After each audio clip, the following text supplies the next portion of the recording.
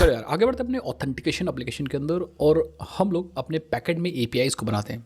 अब अगर आपको नहीं पता एपीआईज़ क्या होता है तो वो भी मैं आपको साथ साथ में समझाता चलता हूँ कि एपीआईज़ क्या होता है। एंड मैं थोड़ा सा स्लो चलूँगा सो दैट आप और अच्छे समझ सको। हो सकता है कोई फ्रेशर देख रहा हो या इंटरमीडिएट लेवल का कोई बंदा देख रहा हो तो भाई आपको समझ में आना चाहिए, ठीक है। सो अब एपीआईज़ क्या होता है मैं आपको सबसे पहले ये बता देता हूँ, उसके बाद हम एपीआईज़ बनाएंगे। हमने अपना बैकएंड सेटअप किया था, अगर आपको याद हो, ठीक है। पिछला वीडियो ज़रूर देखिए यार। और अगर आपको नहीं पता यार तो मैं आपको बता दूं कि हम लोग बना रहे थे यहाँ पे authentication application using spring boot and react JS. Production ready बनाएंगे, काफ़ी चीज़ हम लोग समझेंगे, काफ़ी चीज़ आपको मैं सिखाऊंगा। सो बैकएंड हमने सेटअप कर लिया था, अभी हमने कुछ ज़्यादा काम नहीं किया बट सेटअप कर लिया था। और एक अच्छा तरीका मैंने बताया था कि बैकएंड कैसे सेटअप करोगे, उसमें हम लोगों ने मल्टीपल इन्वायरमेंट्स की बात की थी कि अगर आपका प्रोजेक्ट अलग अलग फेजेस से गुजरता है तो आपको कैसे हैंडल करना है, वो सब बताया था। तो अब बात करते हैं कि हमारा बैकएंड अलग होगा और हमारा फ्रंट एंड अलग होगा गाइस। यहाँ पे अगर आप यहाँ पे देख पाओ दैट मीन्स कि हमारा जो स्प्रिंग बूट का एप्लीकेशन होगा वो हमारा बैकएंड होगा और फ्रंट एंड हमारा रिएक्ट का एप्लीकेशन होगा।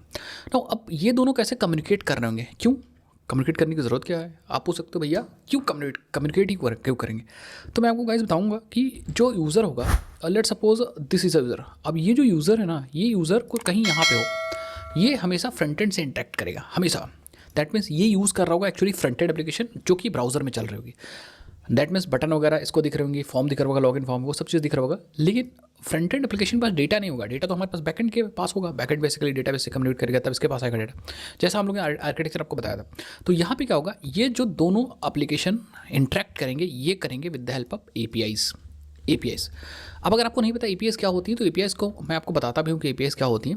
एपीआईज इसका फुल फॉर्म बेसिकली होता है एप्लीकेशन प्रोग्रामिंग इंटरफेस, ठीक है। एप्लीकेशन प्रोग्रामिंग इंटरफेस मतलब set of rules that allows software applications to communicate which other. मतलब अगर ये सॉफ्टवेयर है, ये मान लो S1 है, ये S2 है, दिस इज अ S2, ठीक है। तो बस एग्जांपल के लिए मान लो कि ये हमारा S2 है। अब ये दोनों सॉफ्टवेयर हैं तो दोनों कैसे इंटरेक्ट करेंगे with the help of APIs हमें एक ऐसा रूल देगी so that these software can interact.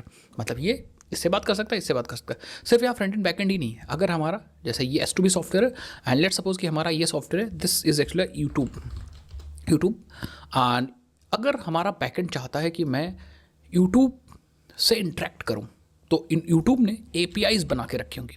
उन एपीआईज का इस्तेमाल करके हमारा बैकएंड एप्लीकेशन हमारे यूट्यूब एप्लीकेशन से इंटरेक्ट कर सकता है, कम्युनिकेट कर सकता है।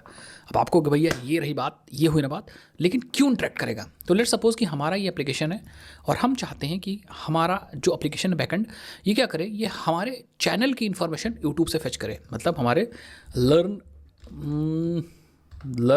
कोड विद दुर्गेश जो यूट्यूब चैनल है, इस चैनल में कितनी वीडियोस हैं, एनालिटिक्स वगैरह सब चीज़ यहाँ से फेच करके और हमारे डेटाबेस में डाल दे, या ज़रूरत पड़े तो फेच कर लिया करें जब भी यूज़र को ज़रूरत है। That means now this software YouTube and our software is actually interact करेंगे तभी तो डेटा आएगा यहाँ से यहाँ तक। तो ये इंटरेक्शन भी एपीआईज की हेल्प से हो सकता है। इसीलिए आपको एपीआई समझना बहुत ज़्यादा ज़रूरी है। अगर आपसे पूछता है कि कोई व्हाट इज़ एपीआई तो आप बता सकते हो API is actually a set of rules that help us to software to communicate is other. जैसे मैंने आपको एग्जांपल दिया, अब यहाँ पे अलग अलग हो सकता है। जैसे API is like a waiter, ठीक है। ये जो है वो कस्टमर है, आपका कस्टमर एग्जांपल समझ लो। एंड कस्टमर के बाद यहाँ पे आपका server that is a kitchen, जो आपका किचन है इस सर्वर है। तो थोड़ा सा मैं नीचे बताता हूँ, ठीक है। कस्टमर एंड फ्रंट एंड को मैं कस्टमर मान रहा हूँ एंड जो हमारा सर्वर है that is a actually kitchen, ठीक है। सो किचन। अब यहाँ से कस्टमर तक खाना कैसे पहुँचेगा या फिर कैसे पकवान पहुँचेगा, तो हमारे पास बीच में जो ज़रूरत पड़ेगी that is actually a waiter. यही वेटर क्या करेगा, यहाँ जाएगा, देन यहाँ से यहाँ जाएगा, देन यहाँ से यहाँ आएगा, रास्ते से होते हुए ये इंटरेक्शन कराएगा। तो ये एपीआईज ही जो है वो वेटर का काम कर रही हैं, ठीक है। इस एवरीथिंग सब चीज़, ठीक है। तो ये APIs is like a waiter जो बेसिकली फ्रंट एंड से या किचन से डेटा कस्टमर तक पहुँचाएंगे। आई थिंक आपको समझ में आ गया कि बेसिकली कैसे एपीआईज क्या होते हैं और कैसे यूज़ होती है। ऐसे करके बहुत सारे सॉफ्टवेयर होते हैं गाइस, कोई ज़रूरी नहीं कि यूट्यूब ही हो। आपके पास पेमेंट गेटवे लगाना होगा तो पेमेंट गेटवे का अलग सॉफ्टवेयर होगा, पेमेंट गेटवे का अलग सॉफ्टवेयर होगा। लाइक रेजर पे आप यूज़ करो, क्या यूज़ करो। इसी तरह आपको एसएमएस भेजना होता है तो एसएमएस गेटवे अलग होता है, या ईमेल सर्विसेज के सॉफ्टवेयर अलग होते हैं, ठीक है। आपको इंटरेक्शन कैसे करना होता है, ये क्या करते हैं, ये अपने स्टैंडर्ड, ठीक है, दिस प्रोवाइड, ये जो सॉफ्टवेयर हैं गाइज, पेमेंट गेटवे वाले चाहे हो गए चाहे ईमेल वाले हो गए, ये अपनी एपीआईज प्रोवाइड करते हैं, अपनी एपीआईज प्रोवाइड करेंगे। उन एपीआईज को यूज़ करके ये बैकएंड क्या कर सकता है, इंटरेक्ट कर सकता है यहाँ पे। तो बैकएंड को अगर कभी ज़रूरत पड़ गई तो ये बैकएंड इंटरेक्ट करके पेमेंट गेटवे से, ऑब्वियसली बात ज़रूरत पड़ेगी पेमेंट एक्सेप्ट करना है तो। एंड अगर बैकएंड को ईमेल भेजने की जरूरत होगी तो ईमेल सर्विसेज को यूज़ करेगा with the help of APIs. ये सारा खेल एपीआईज का ही होता है। एपीआईज प्रोवाइड करते हैं सॉफ्टवेयर्स जो चाहते हैं कि हमारा एप्लीकेशन कोई दूसरा यूज़ कर सके, ठीक है। ऐसा करके मल्टीपल सर्विसेज बनती जाती हैं और लोग अपनी एपीआईज देते जाते हैं और एपीआईज को दूसरे सॉफ्टवेयर यूज़ करते जाते हैं। तो इसीलिए आपने देखा होगा बहुत सारे इंटरेक्शन अलग अलग सॉफ्टवेयर होते हैं। सो आई थिंक आपको समझ में आएगा। अगर आपको एपीआईज नहीं समझ में आ रहा है तो एपीआईज कुछ यूआरएल्स होते हैं जिनको कॉल करके कुछ रिस्पॉन्स मिलता है, ठीक है। ये थोड़ा इनफॉर्मल लैंग्वेज मैंने बता दिया। अब एक टर्म आता है गाइज रेस्ट एपीआईज का, किसका, रेस्ट एपीआईज का। तो मैं रेस्ट एपीआईज भी बता देता हूँ। REST APIs is actually similar to the APIs, बस एपीआईज का एक टाइप होता है, ठीक है। रेस्ट एपीआईज एक टाइप है एपीआईज, मतलब ये जो रेस्ट एपीआईज हैं वो एक तरह के एपीआईज ही हैं। इनका नाम, इनको कहते हैं एक्चुअली रिप्रेजेंटेशनल स्टेट ट्रांसफ़र, ठीक है। These are the representational state transfer, that means set of rules use to design API that communicate over HTTP. मतलब जब आप एपीआईज बनाओगे तो रेस्ट एपीआईज के अंदर बहुत सारे रूल्स हैं, उनका फॉलो करोगे सो दैट हम एपीआईज बना सकें। तो रिप्रेजेंटेशनल स्टेट ट्रांसफ़र का मतलब ये कि आर मतलब रिप्रेजेंट एंड, मतलब हर एक वर्ड का एक मतलब, हर एक लेटर का एक मतलब है कि भैया आपको कुछ रूल्स फॉलो करने हैं एपीआईज बनाने के लिए। जब वो रूल्स फॉलो हो जाएंगे और जो एपीआईज बनेगा उसी को हम बोलेंगे रेस्ट एपीआईज, मतलब रेस्ट एपीआईज बनाना। एंड इसका फुल फॉर्म मतलब रिप्रेजेंटेशनल स्टेट ट्रांसफ़र, ठीक है। So there are different types of APIs, अलग अलग एपीआईज होती हैं। तो यहाँ पे हम रेस्ट एपीआईज की बात कर रहे हैं। अगेन मैं बता दूँ, it is a architectural rules use to design APIs that communicate over the HTTP. Now कुछ की फीचर्स होते हैं, जैसे फॉर एग्जांपल रेस्ट एपीआईज के मैं आपको बता देता हूँ। की फीचर इज़ लाइक, अभी जैसे मैं एपीआईज बनाऊंगा तो आपको दिखाऊंगा अभी रेस्ट एपीआईज का मतलब होता है, but key features is like these are serverless. ये सर्वरलेस होती हैं, that means does not store client information on the server. तो सबसे बढ़िया चीज़ है कि भैया क्लाइंट की इन्फॉर्मेशन, अगर हम रेस्ट एपीआईज बनाए तो क्लाइंट की इन्फॉर्मेशन सर्वर पर रखने की ज़रूरत ही नहीं है। कोई भी इन्फॉर्मेशन चाहे लॉगिन की भी हो या किसी की भी इन्फॉर्मेशन सर्वर से रखना नहीं, बस सर्वर से पूछना है, सर्वर आपको रिस्पॉन्स दे देगा। रेस्ट एपीआईज का रूल ये कहता है। आगे चले, रिसोर्स बेस्ड होते हैं। रिसोर्स बेस्ड मतलब आपको सारी चीज़ें एज अ रिसोर्स ही ट्रीट करना है। जैसे प्रोडक्ट को आपको क्रिएट करना है सर्वर पे, तो प्रोडक्ट इज़ अ रिसोर्स, ठीक है। एवरीथिंग, चाहे यूज़र हो, चाहे प्रोडक्ट हो, चाहे पोस्ट हो, कुछ भी हो, आपको रिसोर्स ही समझना है। नेक्स्ट, हमेशा यूज़ एचटीटीपी मैथड्स। तो एचटीटीपी प्रोटोकॉल में कुछ मैथड्स हैं, जैसे अगर मैं आपको दिखाऊँ गूगल पे चल के यहाँ पे, तो अगर आप देखो एचटीटीपी मैथड्स, तो आपको कुछ मैथड्स मिल जाएंगे यहाँ पे। ये देखो, so these are the methods जो यूज़ होते हैं। देखो, HTTP define set of request methods to indicate purpose of the request. तो जो रिक्वेस्ट क्लाइंट करेगा सर्वर को, जैसे फॉर एग्जांपल मैं आपको बताता हूँ, ये हमारा क्लाइंट है और ये सर्वर है।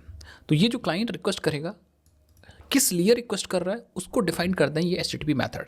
जैसे अगर गेट मैथड रिक्वेस्ट में बताया गया कि भाई ये रिक्वेस्ट गेट मैथड को फॉलो कर रही है या गेट मैथड यूज़ कर रही है, so that request represents the specific resource की भैया हमें रिसोर्स को गेट करना है, ठीक है। Request using get should only retrieve the data and should not contain any request content. मतलब गेट मैथड यूज़ किया है अगर रिसोर्स या यूज़र ने या क्लाइंट ने, दैट मीन्स वो रिक्वेस्ट को गेट करना, मतलब डेटा को गेट करना चाह रहे हैं, रिट्रीव करना चाह रहे हैं।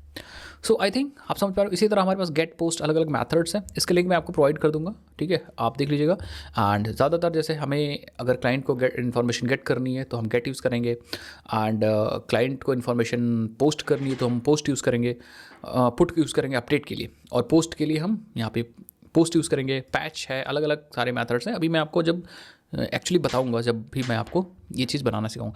सो आपको ये समझना है कि एचटीटीपी मैथड्स का यूज़ होगा, हनक के मतलब एचटीटीपी मैथड्स का यूज़ होगा। सो यहाँ पे जैसे आपको ये समझना है कि जो गेट है it is basically for fetching data, and जो पुट है, तो इसको थोड़ा सा मैं छोटा कर देता हूँ, आई थिंक ये बहुत ज़्यादा है, हाँ। तो जो पुट है that is for actually updating data, update करने के लिए पुट। उससे पहले मैं आपको बता दूँ कि पोस्ट होता है। सो रिसोर्सेज को ये क्रिएट करता है, क्रिएट करता है, रिसोर्सेज को क्रिएट करता है। एंड देन फाइनली हमारे पास पुट और अपडेट है, ये है, this is for updating data. अब दोनों में डिफरेंस है, बहुत सारे लोगों को ये नहीं पता होता कि पुट और पैच का मतलब क्या है। पुट मतलब कि आपको रिसोर्स अपडेट करना है कंप्लीटली, सारे रिसोर्सेज पूरा कंप्लीटली अपडेट करना है, एंड पैच इज़ लाइक आपको पार्सली अपडेट करना है, मान लो 10 इन्फॉर्मेशन है तो सिर्फ एक ही अपडेट करना है। देन फाइनली हम लोग डिलीट यूज़ करते हैं for deleting information from the server, या रिसोर्स को हम लोग डिलीट करने के लिए डिलीट यूज़ करते हैं for delete.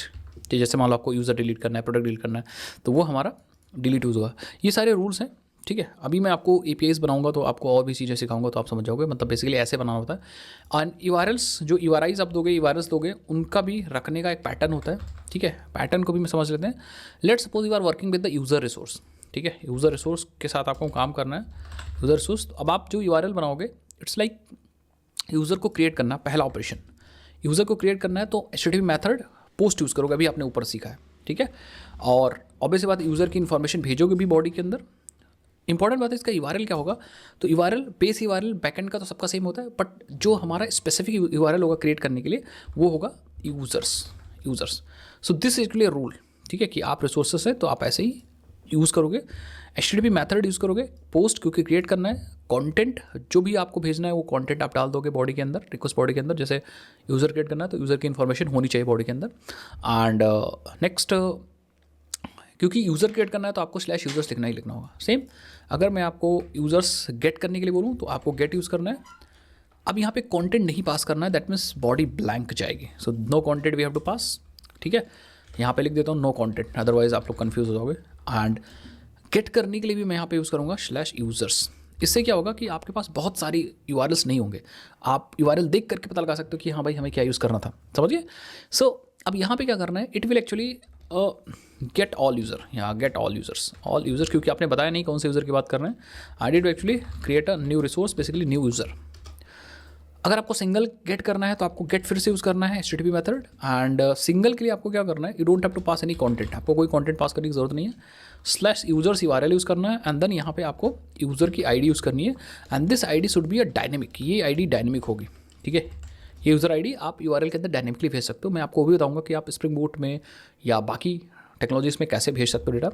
It will actually get the single user, तो इस हिसाब से आप सिंगल यूज़र को गेट कर सकते हो। तो आई थिंक आपको URL एक्चुअली समझ में आ रहा होगा कि आपको कैसे रखना है, ठीक है। यहाँ पे यूज़र्स, और अगर गेट मेथड है that means we have to, client will get all the users और server will send all the users. अगर गेट मेथड है, कोई कंटेंट नहीं आ रहा है रिक्वेस्ट में, एंड यूज़र्स के बाद user ID, that means client wants single user जिसकी ID इसने दी है। पोस्ट मेथड है, कंटेंट आ रहा है और /users है, that means client wants to create a resource. इसी तरह हमारे पास if suppose we want to delete, तो आपको delete method, HTTP method use करना पड़ेगा। एंड नो कंटेंट नहीं पास कर रहे हैं, एंड देन / में हम यहाँ पे यूज़र्स यूज़ करते हैं और यूज़र की ID यूज़ करते हैं। दैट मीन्स हमें समझ जाना चाहिए कि डिलीट है, दैट मीन्स रिक्वेस्ट का इंटेंशन है to delete the resource, to delete the user. कौन सा यूज़र, जो ID हमने यहाँ पे पास की है, ठीक है। So it will delete the resource.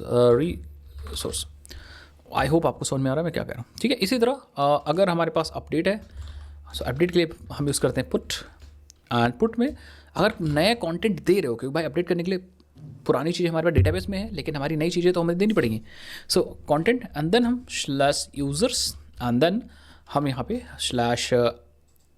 किस यूज़र को अपडेट करना चाह रहे हो, यूज़र की ID। So it will actually update user. तो इस तरह से आपको कुछ URLs एंड रूल्स बनाने होते हैं guys, and this URLs and rules is very important. अब आपको समझना चाहिए कि आपको हमेशा ये रूल्स फॉलो करने हैं REST APIs के अंदर। सो REST APIs URLs and rules, ठीक है। बाकी आप यहाँ पे नेस्टेड रिसोर्सेज यूज़ कर सकते हो। अभी मैंने सिर्फ यहाँ पे यूज़र रिसोर्स यूज़ किया, नेस्टेड रिसोर्स नहीं यूज़ किया। तो अब जैसे फ्यूचर में हम लोग पढ़ेंगे तो आपको मैं बताऊँगा कैसे नेस्टेड रिसोर्स वगैरह बनते हैं, एंड बाकी रूल्स मैं आपको सिखाऊंगा, समझाऊंगा। सो आई होप आपको समझ में आएगा REST APIs के बारे में। तो अब हम क्या करेंगे, अब हम यही काम करेंगे। जैसे फॉर एग्जांपल हमारे पास फ्रंट एंड था एंड हमारे पास बैक एंड था, तो हम क्या करेंगे, we have to actually create these APIs so that हम क्या कर सके, हम फ्रंट एंड क्या कर सके, front end will interact with the back and. मतलब यहाँ पे APIs अवेलेबल होंगी, चाहे वो यूज़र्स की हो, ठीक है, चाहे वो बेसिकली लॉगिन की API हो, चाहे वो साइनअप की API हो, वो सारी APIs यहाँ पे होंगी, चाहे वो करंट यूज़र निकालने की API हो। तो ये हमें बनाना है so that client in APIs और URLs को कॉल कर सके तो गेट द डेटा। एक चीज़ गाइज मैं आपको और यहाँ पे बता दे रहा हूँ, नोट कर लीजिएगा। ये URL जैसे मैंने बताया है वैसा बनाओगे तो ठीक है, इट्स अ कन्वेंशन। कन्वेंशन, मतलब आप इसको फॉलो करोगे तो बहुत अच्छी बात है। यूआरएल्स को आप अपने हिसाब से भी रख सकते हो, बट दिक्कत ये होगी कि अगर रूल्स और कन्वेंशंस को नहीं फॉलो करोगे तो चीज़ें मैनेज करना थोड़ा सा मुश्किल हो जाता है। जैसे यहाँ पे 5-6 यूआरएल्स हैं, बट आपको यूआरएल को समझना बहुत ईजी हो जाएगा, सारे यूज़र्स हैं। बट अगर आप यूआरएल्स का नाम क्रिएट यूज़र रख दोगे, लिस्ट यूज़र रख दोगे, तब भी चलेगा, कोई दिक्कत वाली बात नहीं है, बट उसको मैनेज करना फिर थोड़ा सा मुश्किल हो जाएगा। सो अब हम एप्लीकेशन बना रहे हैं, ऑथ एप्लीकेशन, ठीक है, ऑथ एप्लीकेशन बना रहे हैं। और अगर मैं कहता हूँ कि अभी तो ऑथ बैकएंड ही बना रहे हैं, तो अगर मैं कहता हूँ कि थोड़ी देर के लिए फ्रंट एंड को छोड़ दिया जाए, ठीक है, मैं कहता हूँ थोड़ी देर के लिए आप क्या करो, जो रिएक्ट का फ्रंट एंड है लीव दैट, क्योंकि अभी उस पर हम काम नहीं कर रहे हैं, अभी हम बैकएंड पे काम कर रहे हैं। तो बैकएंड को अगर ध्यान से देखा जाए, ठीक है, बैकएंड पे, तो यहाँ पे रिएक्ट क्या करेगा, एपीआईज का यूज़ करेगा। तो हमें यहाँ पे 2-3 एपीआईज चाहिए होंगी। सबसे पहले हमें एक एपीआई चाहिए होगी रजिस्टर की, सो दैट यूज़र रजिस्टर कर सके, या फिर जिसको आप साइनअप बोलते हो, जहाँ से आप यूज़र साइनअप कर सके, अपना नाम वगैरह डाल सके, साइनअप कर सके। दूसरा एपीआई चाहिए लॉगिन, ठीक है, लॉगिन मीन्स कि यूज़र अपना ईमेल आईडी पासवर्ड दे और अगर सही हो तो लॉगिन हो जाए। एक एपीआई मैं और लूँगा, that is a current dash user, जो कि करंट यूज़र जो भी लॉगिन है वो हमें मिल जाए। बाकी क्योंकि यूज़र रिसोर्स के साथ ये सारा काम होगा, तो आप चाहो तो यूज़र्स को क्रिएट कराने वाले सारे एपीआईज बना सकते हो, रेस्ट ऑफ यूज़र एपीआईज, तो आप यहाँ बना सकते हो। जैसे यूज़र को गेट करना हो गया, सिंगल यूज़र गेट करना हो गया, अपडेट हो गया, डिलीट हो गया, सब बना सकते हो। बट अभी we will focus only on 3 important APIs जो हमारे पास यहाँ पे बनाने वाले इस प्रोजेक्ट के अंदर, क्योंकि यही 3 APIs is one of the most important APIs जो आपको एक हमारे पास है register, that mean sine up, एक है लॉगिन, और एक है करंट यूज़र को फेच करने के लिए। एक हमें और चाहिए होगी बाद में, ठीक है, एक चाहिए होगी मैं टोकन को रिफ्रेश करने के लिए। अब टोकन वगैरह क्या है अगर आपको नहीं पता तो कोई दिक्कत वाली बात नहीं, मैं आपको बताऊंगा। तो एक हमारे पास यहाँ पे रिफ्रेश नाम से भी एपीआई में बनाऊंगा, ठीक है, सो दैट टोकन को रिफ्रेश करने के लिए। बस अभी के लिए हम 4 एपीआईज काम करेंगे। उसके बाद मैं क्या करूँगा, जब हम लोग गूगल वाली बनाएंगे तो गूगल से रिलेटेड अगर मुझे कोई एपीआई चाहिए तो बना दूंगा। ऐसा कुछ भी नहीं कि एक बार जो एपीआईज बना लोगे वो फिर दोबारा आप नहीं बना लोगे, ठीक है। सो नाउ अब हम लोग चलते हैं और एपीआईज बनाते हैं, लेकिन एपीआईज को बनाने से पहले हमें और भी सेटअप बहुत सारी चीज़ें करनी होंगी। तो सबसे पहले हम क्या करेंगे, इस चीज़ को समझेंगे कि हमें लॉगिन जो कराना है गाइस, ठीक है, जो भी लॉगिन कराना है वो यूज़र को ही कराना है। तो यूज़र रिसोर्स बनाना बहुत ज़रूरी हो जाएगा, दैट मीन्स हमें डेटाबेस के अंदर यूज़र रिसोर्स बनाना पड़ेगा। सो हम क्या करते हैं, यूज़र रिसोर्स बनाते हैं, लेकिन उससे पहले डेटाबेस से कनेक्टिविटी चाहिए होगी, यूज़र का डेटा कैसे स्टोर करेंगे, क्या क्या इन्फॉर्मेशन स्टोर करेंगे, वो सब चीज़ हम लोग सेटअप कर लेते हैं। ओके, सो पहले हम लोग यूज़र इन्फॉर्मेशन को रखते हैं, उसके बाद एपीआईज बनेंगी, सर्विसेज बनेंगी, कैसे काम होगा वो सब चीज़ मैं आपको बताता हूँ।